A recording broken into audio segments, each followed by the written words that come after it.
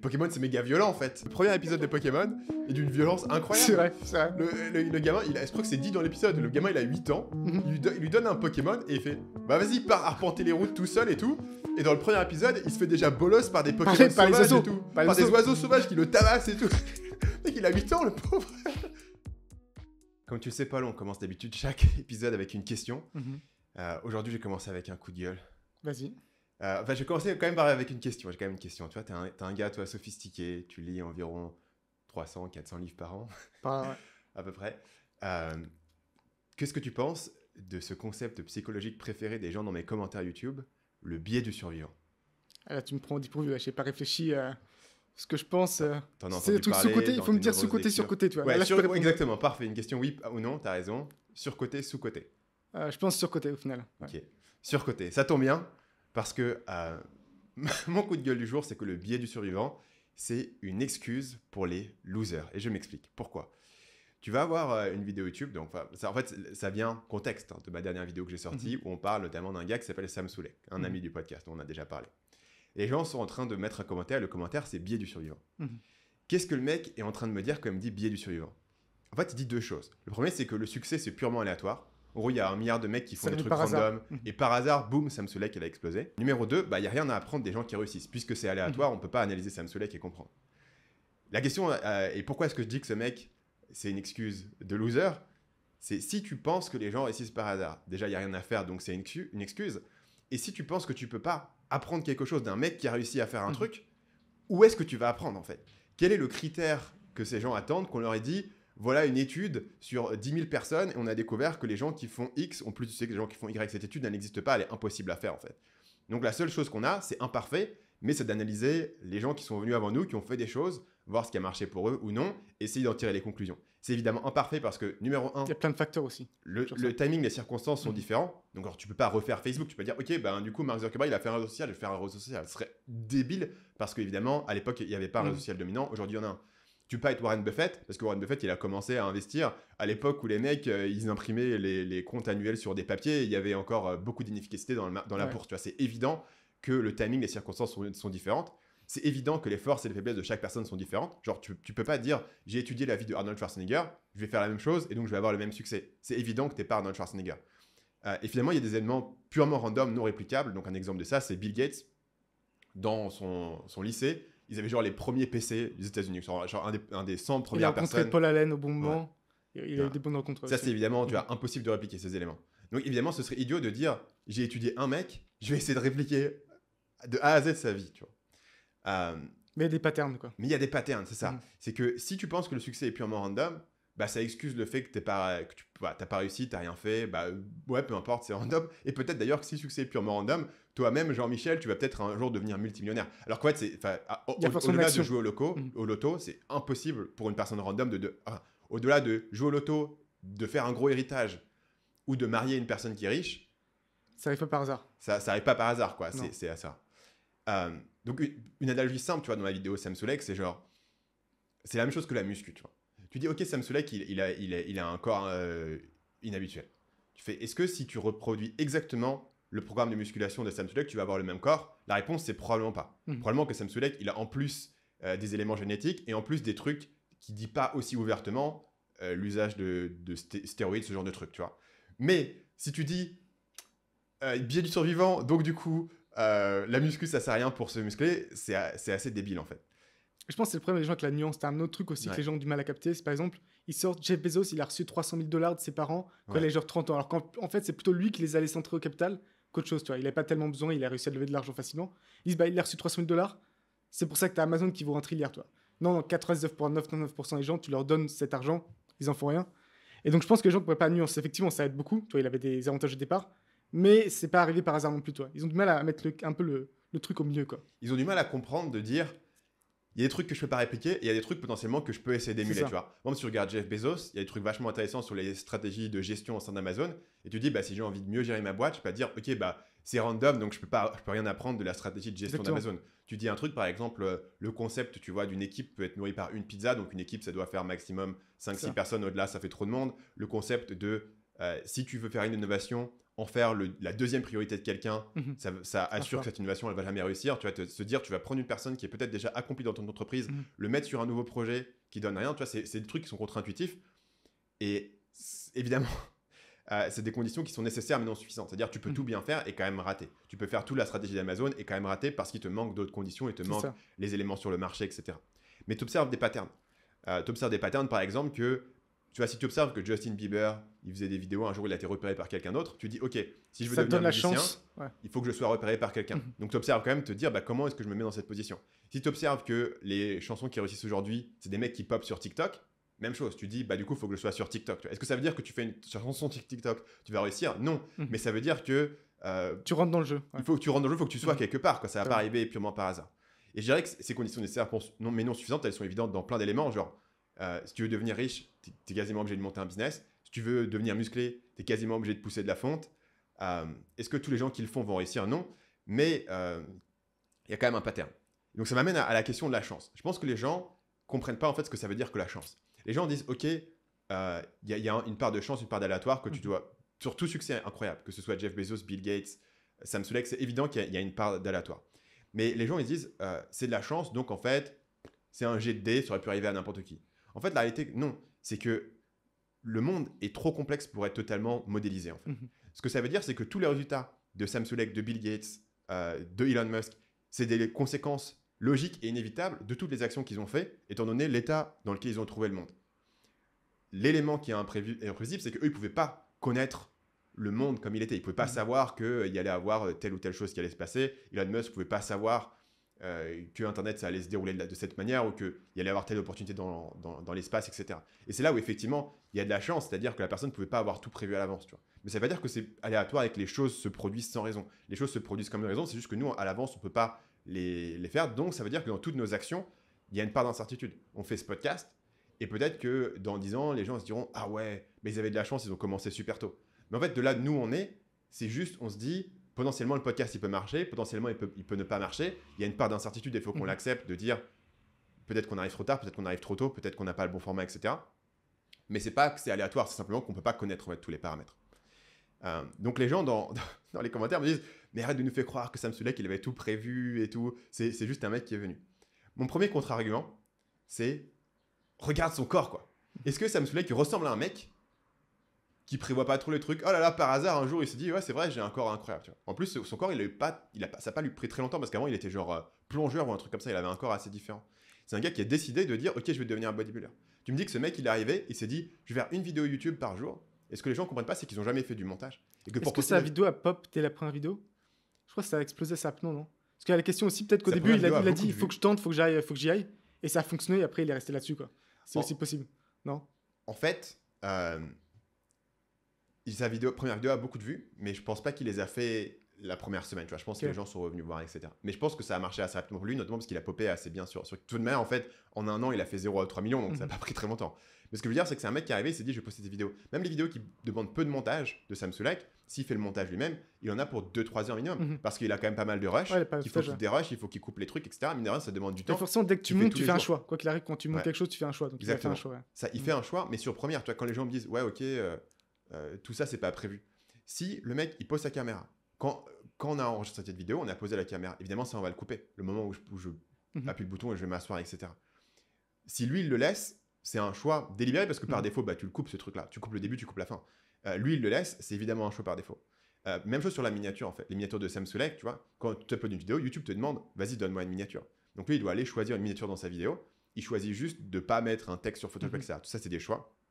Et je dirais, le point où je vais arriver ici, c'est que je pense que c'est vrai que Sam Sulek, il était en mode, je pense que ces vidéos vont marcher. Il a pas écrit sur un papier. C'est instinctif. Il n'a pas intellectualisé ça, il est instinctif. C'est évidemment que c'est instinctif. C'est évidemment que Sam Sulek, c'est un mec, il a quoi? Il a 19, 20 ans, je pense. C'est un gars qui est millénial, qui comprend ses codes, etc. Moi, j'arrive, j'ai 10 ans de plus, je me dis, tiens, c'est intéressant cette tendance qui arrive sur un marché que moi, je ne comprends pas instinctivement, donc j'utilise l'analyse externe pour le comprendre. Mais c'est la même chose, en fait. Le fait que quelqu'un ait fait quelque chose parce qu'il se dit intuitivement, je pense que ça, c'est une bonne accroche, c'est un bon titre, c'est un bon machin, versus c'est purement analysé de l'extérieur, c'est entièrement dû, en fait, à quel point tu es dans le milieu et à quel point tu comprends les éléments. Donc, quand tu vas essayer d'apprendre, par exemple, à mieux écrire, c'est la même chose. La seule manière de comprendre comment mieux écrire, c'est de regarder ce que les gens écrivent et d'essayer de le décomposer et de comprendre. Ça ne veut pas dire que la personne qui était là, qui l'a écrit, elle se dit « Ouais, ici, je vais faire une figure de style. » Non, évidemment non. Mais lui, il avait le feeling de « Tiens, ça va être un bon titre, ça va être une bonne accroche, ça va être un bon storytelling. » Mais toi, la seule manière de pouvoir en tirer quelque chose, c'est un peu de le reverse engineer. Et ça, c'est la même chose sur tout ce que tu vas apprendre. Le dernier élément, et après j'aurai fini et je te laisserai parler, c'est que le biais du survivant, c'est pas ce que vous croyez. Donc il y a ce fameux schéma, si tu regardes la page Wikipédia de biais du survivant, c'est le schéma de l'avion, donc on va le mettre à l'écran, mais c'est un avion de la Seconde Guerre mondiale, et il y a plein de petits points rouges de là où il s'est fait taper. Et tu veux expliquer rapidement parce que on va expliquer rapidement. Okay. Et donc, ce qu'on te raconte, donc quand le youtubeur zététique XYZ te dit le biais du survivant, ils ont vu l'avion, donc ils se sont dit ah bah voilà tous les endroits où l'avion s'est fait toucher par des balles, on va mettre des plaques de fer pour le renforcer à tous les endroits où il s'est fait taper par des balles. Ce qui est complètement con, ça n'a aucun putain de sens. Pourquoi ? Parce que tu sais bien que les balles elles vont taper aléatoirement à travers l'avion. Que effectivement, les endroits où il n'a pas été touché par des balles, c'est parce que c'est les moteurs ou quoi, ou le pilote, et qu'il se fait toucher là, simplement il revient pas. C'est pour ça que c'est le biais du survivant, c'est qu'on analyse que les survivants. Mais le truc, c'est que cette anecdote, elle n'a jamais eu lieu. C'est que quand les mecs ils ont vu les avions revenir, ils ne se sont pas dit on va renforcer les endroits où ils se sont pris des balles, ils se sont dit on va renforcer des endroits où ils ne sont pas pris de balles, parce qu'on sait que les balles elles vont être partout. Évidemment, le mec il tire avec un canon anti-aviation, ça touche l'avion. Tu connais en armes. De manière. Le canon anti-aviation. Un canon anti-aviation. C'est ça, ouais. C'est ça. Ouais, des missiles sol-air, c'est pas des missiles, c'est des espèces de machine gun. Des batteries, ouais. Et du coup, ils ont tiré la bonne conclusion. Et la bonne conclusion, c'est, bah du coup, ces endroits-là, c'est des endroits où on est vulnérable. Si on se prend une balle là, l'avion, il descend. Donc, on va renforcer les endroits où il n'y avait pas de balle. Ce que cette anecdote te dit, qui est sur la putain de page Wikipédia du putain de biais du survivant, c'est qu'ils ont appris un truc juste en regardant les survivants. Ils ont appris que les balles qui étaient au bout de l'aile ou sur le truc, elles étaient survivables en fait. Ils ont appris que la balle qui était en plein dans le moteur, bah, elle n'était pas survivable. Donc ils ont appris un truc juste en regardant les survivants et ils en ont tiré la bonne conclusion. Et de la même manière, si tu analyses les gens qui réussissent, bah, y a un même élément. Si tu découvres que, mais prenons un exemple, 90% des gens qui réussissent disent j'ai travaillé dur. Tu peux pas en conclure il suffit de travailler dur pour réussir, mais tu peux en conclure que probablement ça aide beaucoup. C'est un des facteurs. Parce que tu sais bien que dans la population de base, il n'y a pas 90% des gens où tu les dis tu travailles dur, il n'y a pas 90% des gens dans un sondage de la population que tu pourrais faire qui vont dire ouais moi je charbonne comme un malade, etc. Donc il y a clairement une corrélation qui est là évidente parce que tu connais les taux sur la population de base. Et les gens quand on parle du biais du survivant, qu'est-ce que c'est que le vrai biais du survivant ? Le biais du survivant, c'est que tu ignores complètement tous les gens qui ne sont pas survivants. Donc c'est comme si tu faisais une analyse d'un youtubeur et tu ignorais complètement qu'il y a des youtubeurs qui ne réussissent pas. Évidemment pour moi dès que je fais une analyse d'un youtubeur, l'élément de base, c'est que l'immense majorité des youtubeurs ne réussissent pas. Donc qu'est-ce qui fait que ce mec-là, il a réussi en fait. Et donc du coup, les gens qui n'ont pas survécu ne sont pas ignorés, on cherche les différences entre le truc. Parce que sinon, le biais du survivant, ce serait de dire, bon, vous voyez, il suffit de faire des vidéos et vous allez popper sur YouTube, ce qui serait évidemment, là pour le coup, du biais du survivant. Donc, la seule manière de pouvoir comprendre ce qui marche, de pouvoir apprendre quelque chose, c'est imparfait, mais il faut étudier les gens qui ont réussi. Est-ce que ça veut dire que c'est applicable à tous les coups ? Généralement non. Est-ce que ça veut dire que tu peux analyser une seule personne et comprendre ? Généralement non. Il en faut pas mal pour avoir un pattern. Et finalement, conclusion, voilà, le monde n'est pas random et c'est possible d'apprendre. C'était mon coup de gueule. C'est juste maximiser ses chances en fait. Ouais. Tout ce qui est en son contrôle, le mettre et après arrivera ce qu'il pourra. Exactement. Donc, on est passé sur le coup de gueule. Sur la question du programme, on va parler, bah, du coup tu fais preuve, tu vois, c'est même biais du survivant. On va parler d'une personne qui a vendu son business FBA pour 630 millions. Et qu'est-ce qu'on peut en apprendre ? Même chose. Voilà, c'est un point de donné, on essaie d'approfondir le truc. Je vais parler d'une nouvelle idée de business pour les parents que j'ai trouvé. On va parler des news de FTX. Et finalement, j'aurai une petite surprise. Commençons par les excuses. Ah oui. Il y a des excuses importantes pour nos auditeurs. Je tenais à m'excuser auprès de Courtepaille. Il y a quelques semaines, j'ai eu des propos assez virulents à leur égard. Des paroles que maintenant je regrette. Et donc, je tenais à dire que Courtepaille, c'est une enseigne avec des belles valeurs. Et des prix, des tarifs totalement justifiés. Ouais. Et j'ai aussi commis une faute auprès de Courtepaille, mais aussi auprès de toi et de notre audience. Parce que vraiment, ce qu'on cherche avec le Trilliard, c'est vraiment de promouvoir l'esprit trilliardaire. Et après coup, j'ai réalisé que le fait de me plaindre du bœuf bourguignon à 29 € TTC, supplément frites, sauce moutarde, de Courtepaille, c'était pas très esprit trilliard de ma part. Donc, je m'excuse et je ferai mieux à l'avenir. On apprécie. Voilà. Enfin, finalement, le service presse de Courtepaille va arrêter de me harceler. Parlons d'une personne qui a vendu un business Amazon FBA, un domaine que tu connais bien, pour 630 millions de dollars. Bah justement, pourquoi il n'y a pas eu de biais survivant, quoi? Pourquoi, en fait, justement, je pense qu'il n'y a pas eu grand-chose qui a été lié au hasard. Donc la personne, alors ils sont 3 cofondateurs.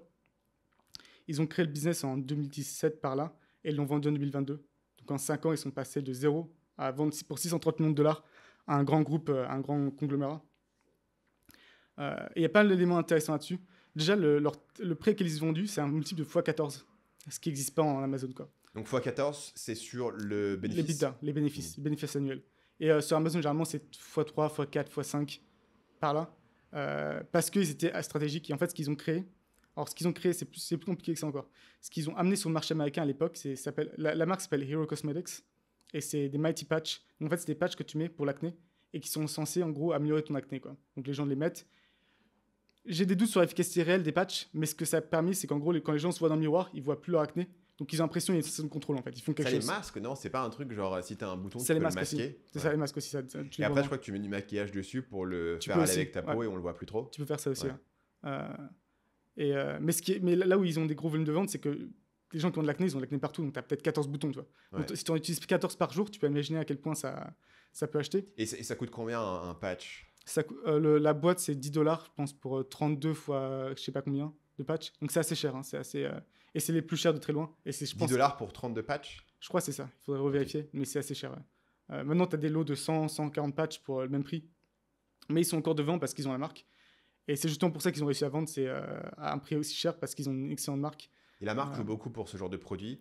Parce que les gens sont en mode, ouais, mais je vais pas non plus mettre ce truc chinois à 50 balles, enfin 50 centimes sur ma tête, quoi. Et puis, un truc récurrent, en fait. Les gens, ils l'utilisent depuis 5 ans. Ouais. Enfin, 3-4 ans, peu importe. Et ils les rachètent tous les mois. Donc, je pense qu'il y a une grosse partie de récurrence qui rend le business très attractif aussi pour un acheteur qui sait que ça va continuer.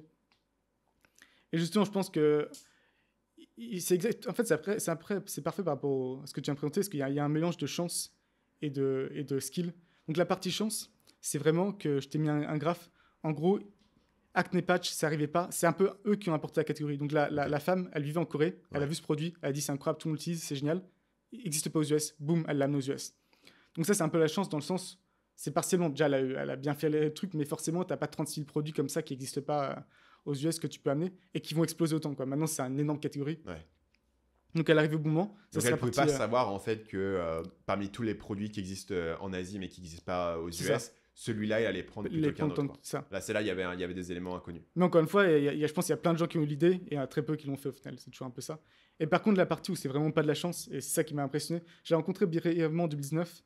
À l'époque, ils faisaient des chiffres similaires à nôtres et près de 3 ans plus tard, ils ont vendu pour 630 millions. Donc, ça a été une croissance de taré. Donc, à l'époque, ils faisaient quoi 20 millions? Ouais, ils faisaient après 20 millions. Ils ont fait x5 après à 115 millions de chiffres. C'est ça, la dernière année, ils ont fait 115 millions de revenus pour 45 millions d'EBITDA, ce qui est énorme. Enfin, c'est des marges, 40% quasiment. Ouais. Et ils ont vendu pour 630 millions. Ouais. Donc, ils ont encore fait x5 en quelques années, quoi. C'est ça. Ouais, ils ont explosé. Et ce qui m'a marqué déjà à l'époque, c'est que l'équipe cofondatrice, alors j'ai raconté qu'à la femme, mais en gros, ils sortent tous de Brown University, donc une des meilleures universités américaines. Elle avait travaillé dans le retail avant. Ils avaient déjà un gros skill set, quoi. Quand ils sont arrivés, alors que la plupart des vendeurs Amazon, c'est des mecs un peu comme moi qui tombent là-dessus la première fois et qui sont un peu... tu connais rien au business. Donc, tu penses que les gens qui sortent de cette université ont de base un énorme skill set, ou est-ce qu'il faut quand même passer par... Non, je pense que ça présélectionne des gens qui sont déjà relativement intelligents quand même, tu vois, s'ils sont un brand. Et après, je pense qu'il y a l'idée aussi qu'elle a fait ensuite 10 ans, elle a travaillé avec L'Oréal, avec je sais pas qui. Oui, ça joue. Donc, avec des énormes... Par contre. Donc, et je pense dès le début, c'est pour ça que dès le début, elle s'est dit, en fait, c'est fait pour vendre. En fait. Je sais que ces marques-là, elles vont vouloir ça, toi. Ouais. En fait, les grosses marques, elles sont très FOMO. Putain, on est en train de se faire défoncer sur cette catégorie-là. Il faut absolument qu'on rentre.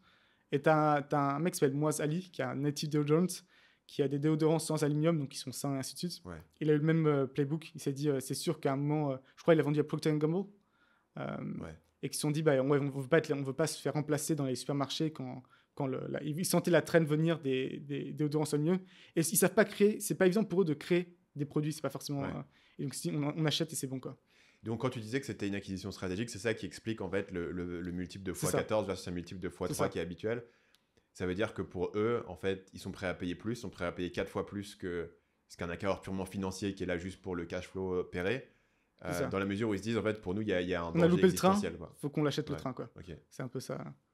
Et donc, la boîte qui a racheté, c'est un énorme conglomérat de cosmétiques Ouais, qui private inclut equity, ça, en fait, dans son ça. portfolio, quoi. et qui pourra peut-être va essayer ensuite dans 5 ans de leur vendre un encore plus gros style Procter & Gamble. Il y a un peu ce flip qui veut se passer aussi. Euh, et aussi ce qui était, enfin à l'époque aussi quand ils parlaient, non, en fait tous les vendeurs parlaient un peu de recruter un VA philippin en 2019. C'était on va recruter un VA philippin et tu t'échangeais. Moi je paye le bien $650, moi $700. C'était des trucs. Ouais. Et eux, ils venaient de recruter genre un mec qui faisait rentrer toutes les marques en retail pour je sais pas combien de centaines de milliers de dollars. Donc c'était déjà un niveau différent. Et en fait, en quelques mois, ce mec-là, il les a fait rentrer Target, Walmart, CVS, peu importe. Et donc, ils opéraient juste à un différent niveau que la moyenne des vendeurs, quoi. Avec des ambitions différentes. Et donc, ils sont rentrés en D2C, ils sont devenus très forts. Ils sont rentrés en retail. C'est ça qui leur a permis aussi de grossir aussi rapidement. Un autre truc qu'ils ont très bien fait, c'est comme j'ai dit, c'est vraiment penser à la vente dès le début. Le but, c'est de vendre la marque à terme. Et donc, réfléchir la marque. Et ça, je pense, même si ton intention, c'est pas de vendre, ça te force à opérer plein de bonnes pratiques et avoir un peu un minimum long terme. Tu vois. Parce qu'on peut penser, pour vendre, tu vois pas long terme, mais si, il faut quand même voir au moins 3, 4, 5 ans. Et il faut aussi que la marque soit attractive pour le long terme pour l'acheteur. Parce que l'acheteur, ce qu'il s'est dit, par exemple, il vendait pas trop en Europe, nous, on va pouvoir étendre en Europe, quoi. Donc, il y avait encore de la marge de croissance que tu offrais à l'acheteur. Un autre truc que j'ai trouvé qui a été assez fascinant, qui est vraiment intéressant, c'est qu'ils ont aussi opéré à break-even les 4 premières années. Donc, 4 premières années, ils réinvestissent tout.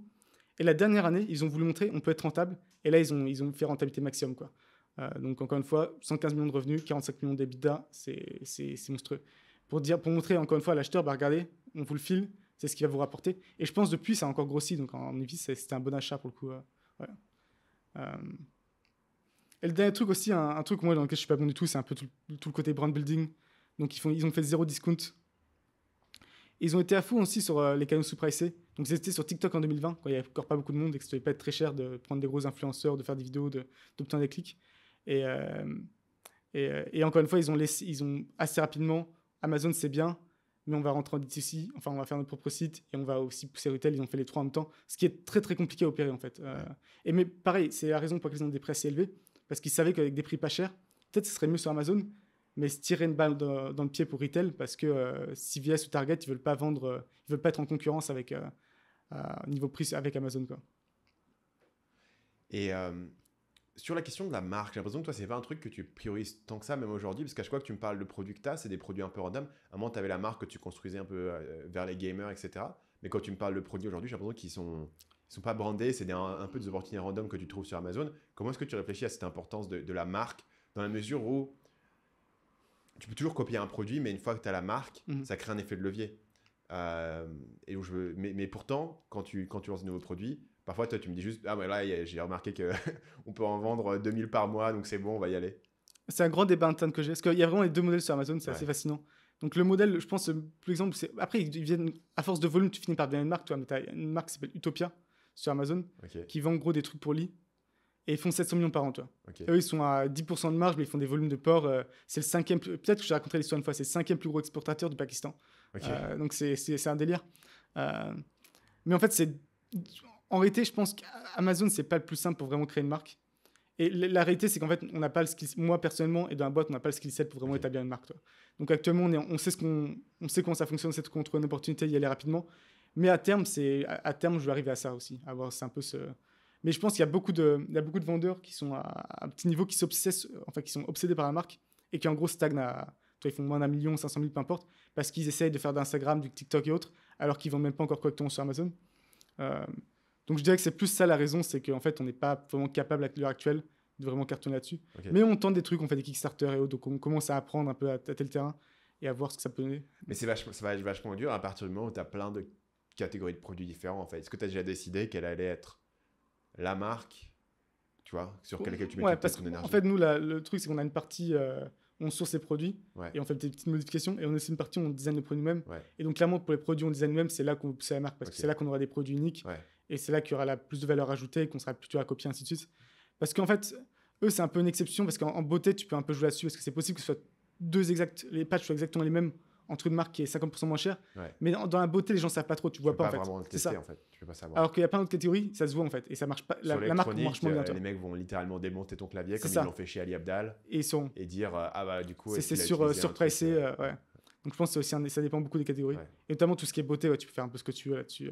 Donc toi, qu'est-ce que tu en tires? Parfois moi ce genre d'exemple, j'en tire un peu une idée de dire ça nous a pris longtemps d'arrêter d'être des amateurs en fait. Qu'on a commencé, on a passé peut-être les 5 premières années de notre business à essayer de juste gagner de l'argent et de faire un truc qui soit rentable et tout. Et un jour, on s'est réveillé, on s'est dit, ah ouais, il y a des business qui existent, qui font des centaines de millions. Et les gens qui les ont créés ne sont pas forcément plus magiques que d'autres en fait. Ils sont juste arrivés avec une vision plus grande de ce qui était possible. Et une vision plus grande que simplement, ah, tu peux gagner ma vie depuis une plage et tout, c'est cool. Et moi, j'y arrive petit à petit, tu vois, à me dire, ok, bah du coup, quelles sont les plus grosses opportunités? Et c'est un peu ça que ça m'évoque, en fait. Que c'est même pas l'équation qu'on avait il y a 5 ans. Quand tu es dans le truc actuel, c'est plus dur de te projeter sur un truc assez large. T'as un mec qui est connu, qui a vendu une marque de suppléments pour chiens pour genre 600 millions. Ouais. Et en fait, il a recréé juste après, parce qu'il avait un nom de compete sur les suppléments pour chiens. Okay. Donc il a créé un supplément pour humain. Non, pour être humain. Pour être humain, et ça cartonne. Et il expliquait par contre, en fait, il ne pouvait pas faire les deux en même temps. En fait, c'est vraiment une marque. Il faut que tu aies une marque, ce soit vraiment ton projet, que toi, ça prenne toute la place. Tu vois. Ouais. Et nous, c'est un peu le problème, c'est qu'il n'y a pas vraiment. Donc la seule solution, ce serait à terme potentiellement avoir un CEO qui s'occupe un peu du business existant et que moi, je puisse vraiment me plonger à 100% là-dedans. Parce qu'en fait, marque, il ne faut pas faire les choses à moitié. Il faut accepter d'être vraiment à temps plein là-dessus. Ouais. Parce que tu peux créer une fausse marque assez facilement. Tu fais un joli site, mais je pense que c'est beaucoup plus hands-on quand tu veux vraiment créer une grosse marque. Mais la marque existe uniquement via l'esprit des gens, en fait. C'est pas genre le design et le site. Donc, il faut que tu puisses impressionner dans l'esprit des gens. Et pour ça, ça veut dire que tu as un message qui va être très cohérent, qui va être répété au fil du temps. Beaucoup de ça. Ouais. Et c'est là où ça demande un énorme focus et beaucoup de ressources. Je pense qu'il y a aussi un truc où... Et tu veux créer une sorte où les gens, naturellement, vont dire « Ouais, Hero, c'est la marque... de la page d'acné, quoi. Et comment tu crées ça? Parce qu'ils auraient pu se faire dépasser, toi. S'ils n'avaient pas pris la marque sérieusement, ils auraient pu lancer leur petit page acné comme tout le monde. Et 2 ans plus tard, tout le monde va sur le marché et ils sont comme tout le monde et ils se font défoncer, quoi. Ouais. Donc c'est la marque qui leur a permis de rester en premier. Donc je vais totalement changer de sujet pour la question suivante. J'ai découvert cette vidéo sur un site, je t'ai mis le lien, d'un gars qui explique comment il a appris à lire à son enfant de 2 ans. Et c'est vraiment très impressionnant. En fait, ce qu'il fait, c'est qu'il utilise il lui montre les lettres. Au départ, il dit M, M, M et P, P, P. Il apprend les différentes lettres, les voyelles et les consonnes une par une. Et après, il les met ensemble. Il fait des syllabes. Ok, P, A, pa. Et après, il lui met 2 et ça fait papa. Et il apprend à lire comme ça petit à petit des mots. Et tu vois, mais c'est vraiment un gamin de 2 ans, quoi. Donc, il tient pas en place. Parce que comme de gamin, il tient pas en place. Il est debout sur sa chaise, il tourne, etc. Mais petit à petit, en faisant 10 minutes par jour, il lui apprend à lire. Et à 2 ans, le gamin commence à lire des mots entiers. Et après, il arrive à lire des phrases entières, en fait. Et je me suis dit, idée de business incroyable. Parce que moi, je vois beaucoup de gens qui essaient de lancer des formations sur la parentalité. Et la parentalité, c'est un gros marché, y compris sur la vente de formations. Et souvent, c'est des formations du type comment moins crier sur tes enfants. C'est ce qu'ils appellent la parentalité positive. Tu vas moins crier sur tes enfants et tu vas essayer d'être gentil avec eux pour qu'ils t'obéissent, quoi. Le problème de tout ce domaine-là sur la parentalité, c'est que la promesse, elle est un peu vague, quoi. Qu'est-ce que ça veut dire exactement d'être gentil avec tes enfants, la positivité. Il manque d'un avant-après concret. Il manque d'une vraie promesse, d'un truc quantifiable, etc. Ce qui est moi ce que j'aime bien en termes de formation. C'est pour ça, par exemple, que les formations sur la perte de poids, avant, gros, après, il a des abdos. Tu vois, enfin, c'est évident. C'est pas genre... Parfois, les gens essayent de vendre des formations sur la santé. Et la proposition de valeur qu'ils me donnent, c'est genre... Comment te sentir mieux dans ta peau et tout. Mieux dans ta peau, ça veut rien dire en fait. Pour vendre des formations, il faut vraiment être très viscéral avant-après. Est-ce que pour les gens qui n'ont pas d'enfants, ce qu'il faut comprendre, c'est qu'en fait, tes enfants, pour la plupart des gens, y compris nous, je pense, c'est un peu une extension de ton propre ego en fait. Donc en fait, quand ils apprennent à lire tôt, c'est un peu, c'est gratifiant pour toi aussi en fait. Je pense que c'est aussi ça qui est important et qui fait que ça fonctionne. Et donc c'est là où je pense le produit qui est apprends tes gamins à lire à 2 ans ou à 3 ans, ce serait un produit qui pourrait cartonner, genre littéralement soit une formation, soit une application que tu pourras avoir. L'avantage là-dessus, en termes de formation, l'insight pour les gens à avoir, c'est qu'en termes de formation, ça marche vraiment bien si tu peux avoir un résultat qui est mesurable, que tu peux garantir en fait. Si tu dis, ok, crie moins sur tes enfants, c'est pas mesurable, tu peux pas trop le garantir. Si tu dis, ok, je te garantis que ton enfant, entre 2 et 4 ans, il va apprendre à lire en 3 mois où tu es remboursé, et si tu suis le programme, etc., ça marchera bien. Il y a un gros aimant de vanité Donc, tu vas le poster sur les réseaux sociaux. Si ton gamin il part à 3 ans, tu vas le poster partout sur les réseaux sociaux. Tout le monde va demander comment tu as fait. Tu vas recommander la méthode. Il y a une viralité inhérente. Chaque parent va avoir un putain de FOMO. Putain, t'as entendu le petit Carlo, là, il lit à 3 ans. Ce qui est pas le cas. Ton propre gamin, tu fais quoi à l'école, là? Ce qui n'est pas le cas avec les formations normales, parce que tu as fait une formation pour arrêter de crier sur ton enfant. Tu vas pas poster sur Instagram, regardez, j'ai appris à ne pas crier sur mon enfant, quoi. Donc là, il y a vraiment une transformation qui est claire dont tu peux parler. Les gens vont te poser des questions.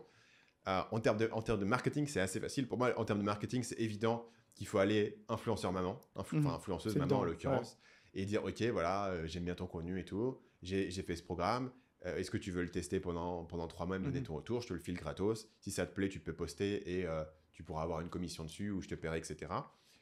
Ça marche, ça sera top pour les influenceuses parce que pour elles, c'est du contenu qui les font apparaître comme étant une bonne maman, c'est du bon contenu, etc. Les gens vont kiffer, elles peuvent gagner de l'argent avec. À mon avis, le truc, c'est tellement évident que j'ai même pas envie de parler des autres options pour voir le truc. Tu peux éventuellement faire des pubs, mais si tu fais des pubs, tu vas faire pareil avec du contenu user-generated. En fait, tu prends des vidéos des influenceuses qui ont utilisé ta méthode et tu dis, voilà, tu les combines, tu les payes pour utiliser leur truc et tu fais des pubs.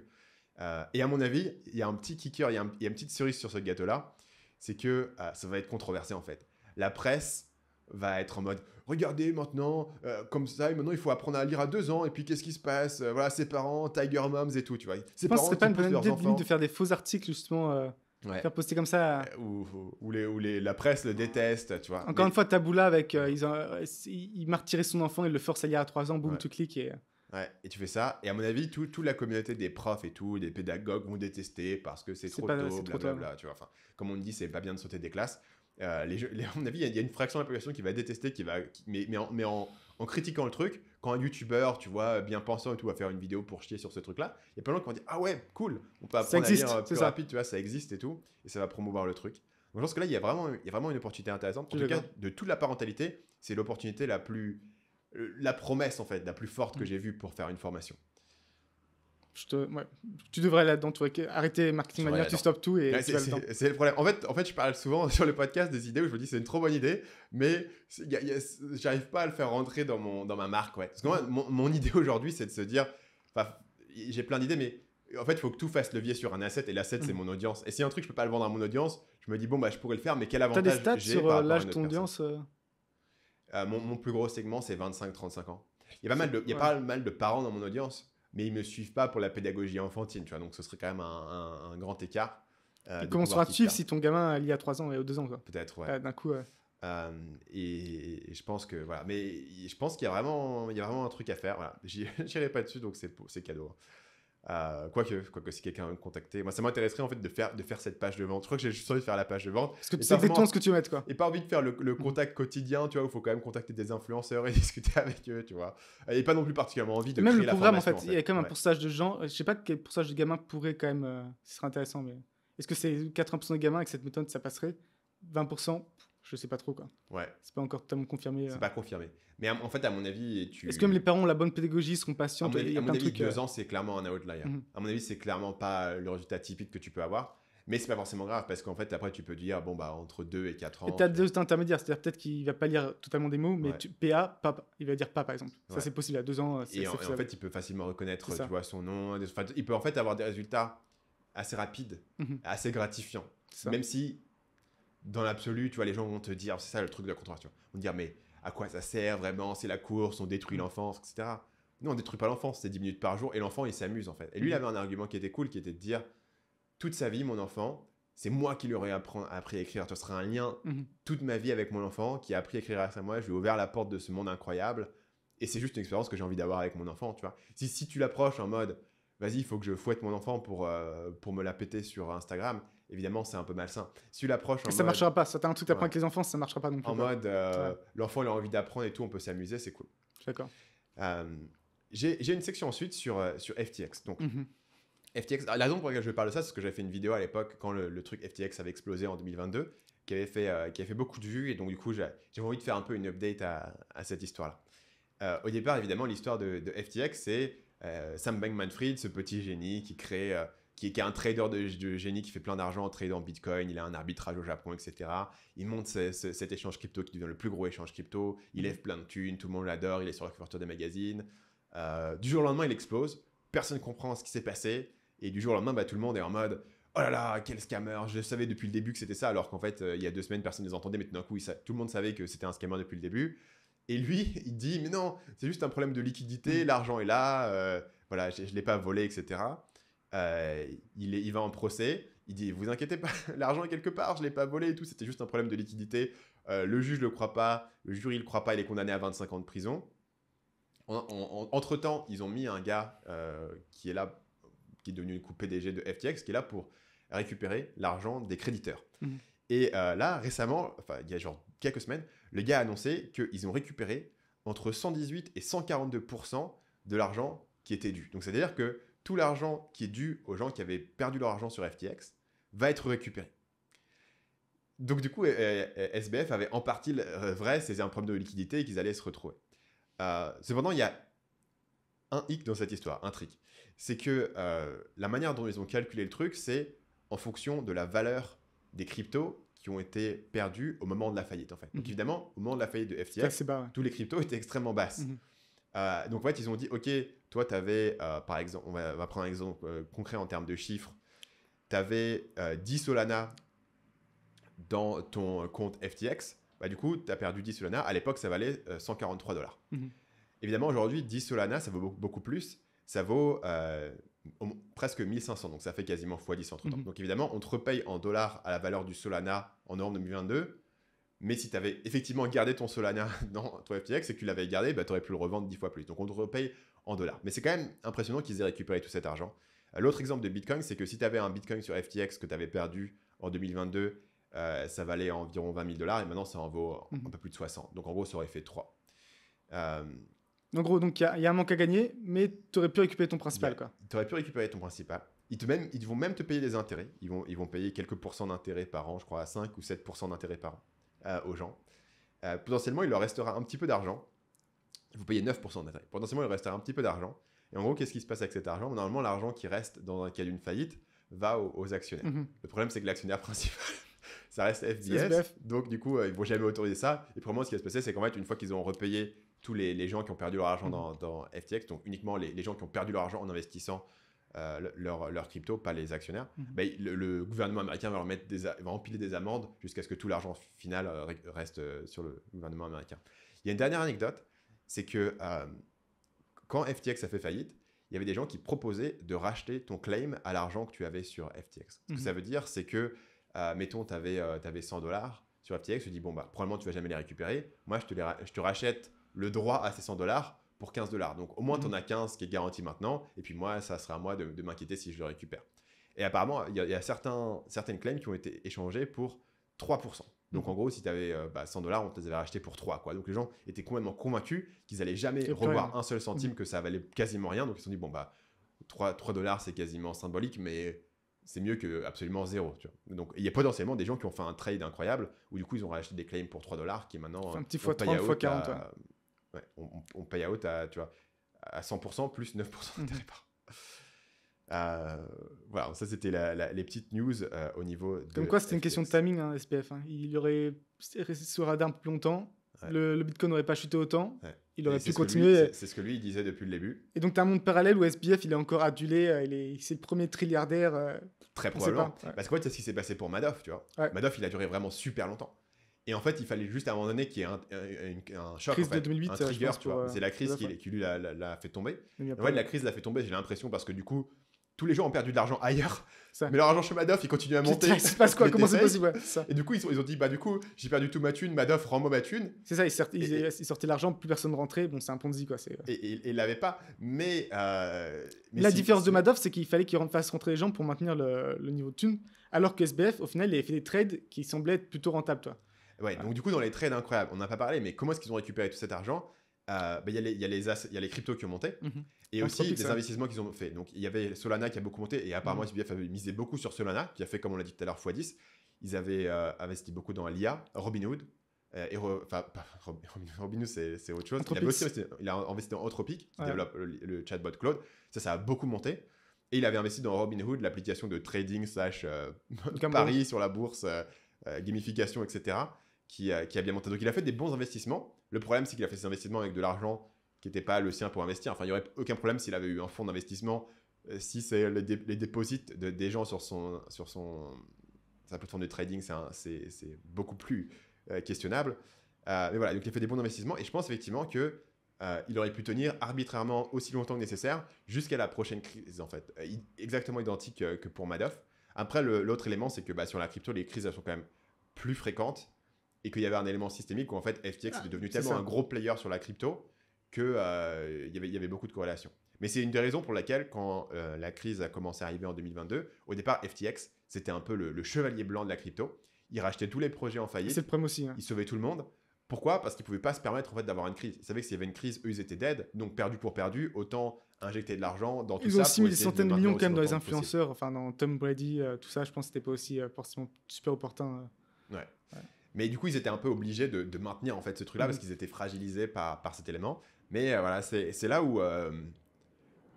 Et je te dis, il y a des mondes parallèles. Ouais, des mondes parallèles. Tu vois et moi, je trouve ça fascinant parce que je trouve que les gens, le commentateur YouTube de base, tu vois, pour lui, tout est évident. C'était écrit. Ça allait évidemment que ça allait se passer comme ça. Tout le monde pouvait le voir à 10 mètres, etc. Moi, je l'avais prédit d'ailleurs, etc. Et en fait, non, en fait, tu vois.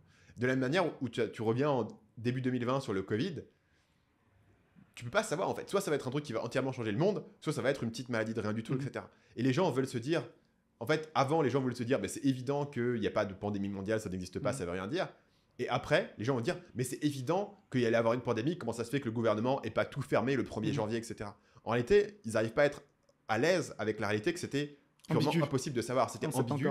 Tu devais essayer d'évaluer ce qui se passait et de faire une décision. Mais par contre, la question, c'est qu'une fois que tu es allé dans une voie, je pense que c'est très compliqué pour le gouvernement ensuite de changer toi. Donc les premiers mois, c'était vraiment ambigu. Après, tu commences à avoir plus d'infos. Et là, c'est compliqué en fait d'ajuster. Je pense que c'était assez difficile de ce point de vue-là.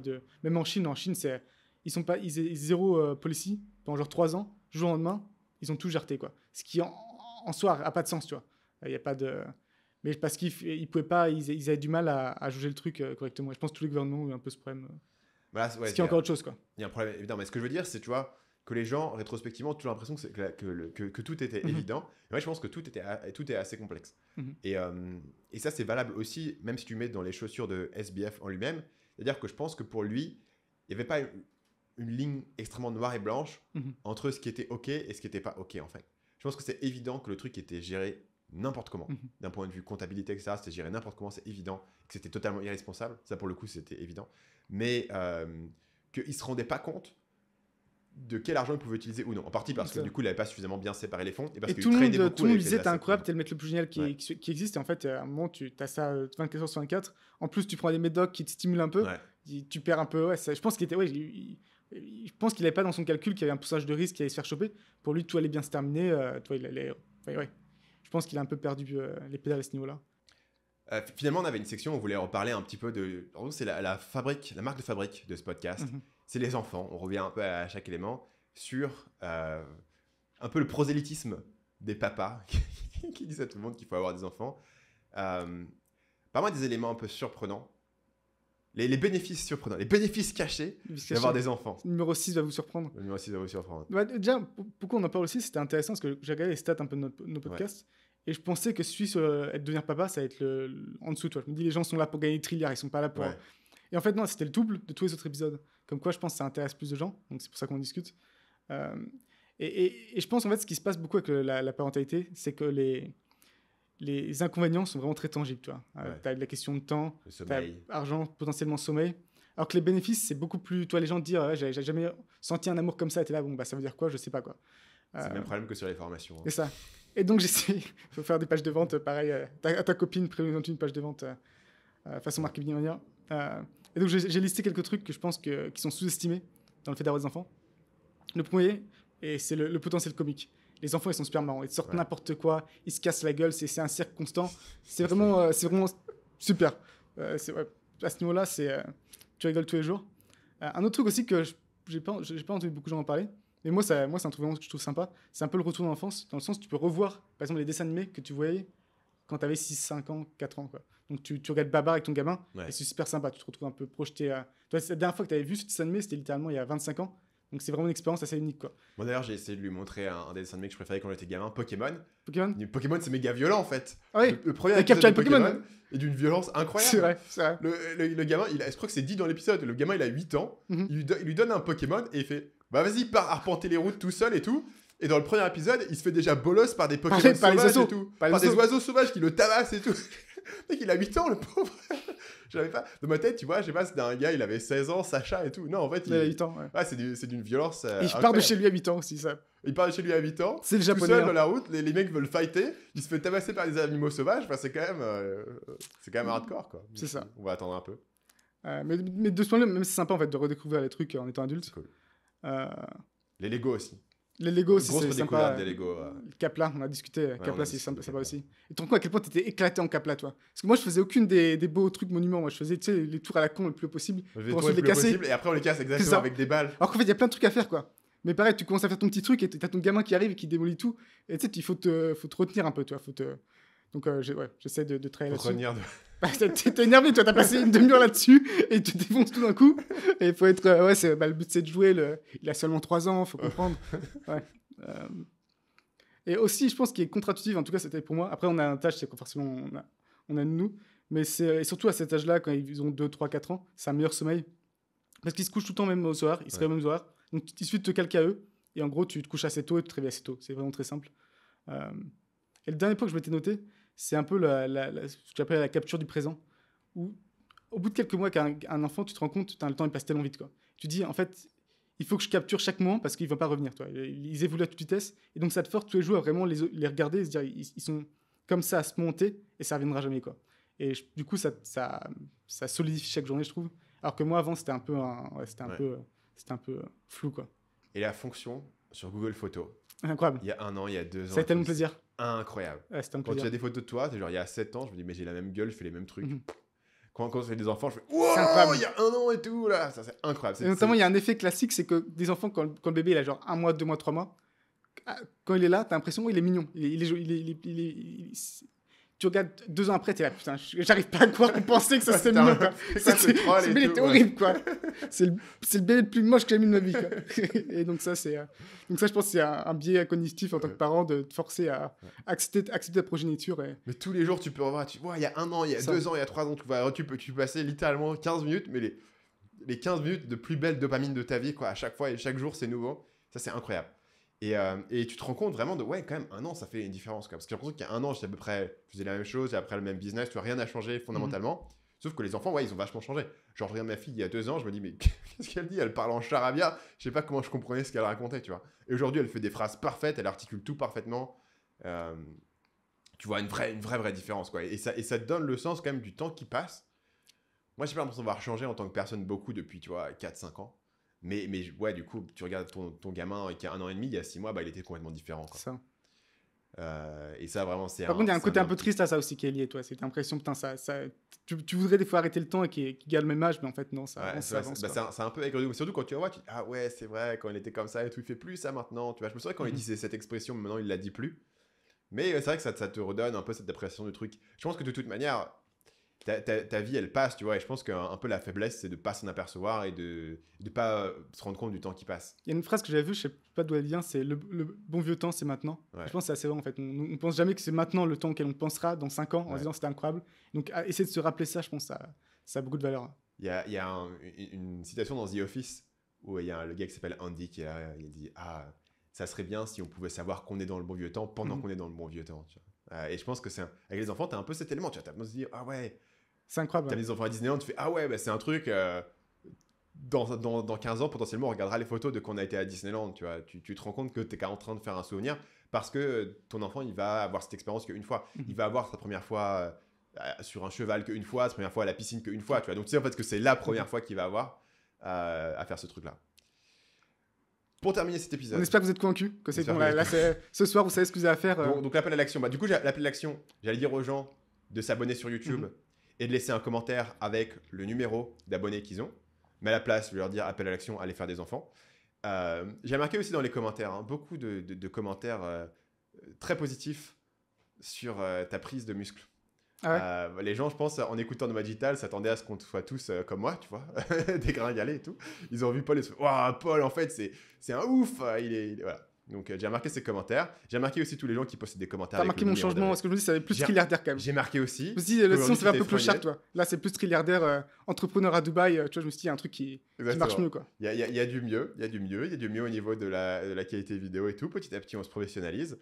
Donc, c'est toujours une offre limitée aux 1000 premiers abonnés.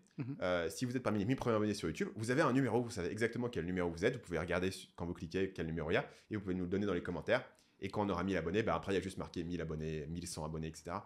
Vous pouvez plus le voir et c'est plus aussi drôle. Sur ce, on vous laisse et on se retrouve la semaine prochaine. À la prochaine.